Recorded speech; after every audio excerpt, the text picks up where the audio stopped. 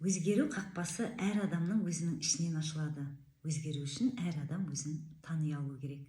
Сіз қаншама рет жаман әдеттерімнен құтыламын деп өзіңізге уәде бердіңіз, оныңыздан ештеңе шықпады. Сіз жалғыз емессіз, көпшілік адамдар да сондай. Ол үшін біздер ежелден бері келе жатырған 220 миллион жыл болған рептилдік ми, біз оны хайуани ми деп атадық, секундына 40 миллион бет атқаратынын түсінуіміз керекпіз. Ал саналы ми, префронтальная кора, оған 100 мың жыл болған, секундына 40 бет қана атқаратынын түсініп, хайуани миды біз түсініп, сезініп, оны осындай екен қабылдаған кезде ғана біз оны піл деп алып, ал саналы миды тышқан деп алсақ, біз дрессировать ете аламыз. Сонда ғана хайуани ми саналы мидың айтқанына көніп, бағынып, айтқанын істейтін болады.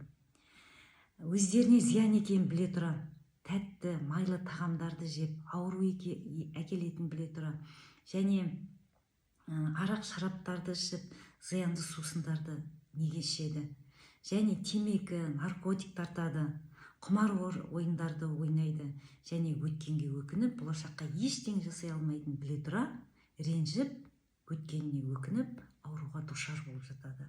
Адам неге өзінің көрмеген, танымайтын адамдарын мыңдап, миллиондап қырады? Коммунистік, капиталистердің идеясы, ақтар мен қызылдардың, Македонский, Шыңғыс хан, Наполеон, Гитлер және тағы басқа адамдардың жасаған осындай қасіреттері бар. Өзіне зәредей зияны жоқ жәндіктерді өлтіріп, терісі үшін, еті үшін, үстіне киетін киімі бола тұра, жейтін тамағы бола тұра аңдарды қырады. Неге өзінің жер анасын ластап құртып жатыр? Соңғы 50 жылда ормандардың 70% жоғалып кетті. Егер ормандар жоғалып кететін болса, материктер шөлге айналады, көлдер жоқ болып кетеді. Ормандарды кесіп, қырып, жойып жатыр. Соңғы 50 жылда балықтардың әлем бойынша балықтардың 50% жойылып кетті, және планетаның ресурсы 30%-ға жойылып кетті. Таза су, азық түліктер бітудің алдында тұр. Планетаның халқы осымен қатар тоқтаусыз көбею үстінде, өсу үстінде. Осының бәрін жасап жатырған адам атты тіршілік иесінің жасап жатырғанын түсінуіміз керекпіз. Осы адамның дамып кеткені адамның басты бағы және басты қасіреті. Басты бағы жақсылықтарды жасап жатыр, жойқын жамандықтарды жасап жатыр.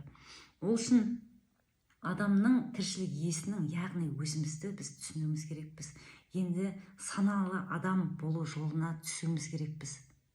Жаман әдеттерден құтылып, жасампаз жан болып, асқан тұлға кемеңгер адам болып, толық адам болып, саналы да сапалы қазақ болу жолына түсуіміз керекпіз. Тек сол кезде ғана біз анамыз армандағандай, болашағымыз, ұрпағымыз мақтанатындай, өзіміз өкінбей өмір сүре алатындай адам деңгейіне көтеріле алатын боламыз.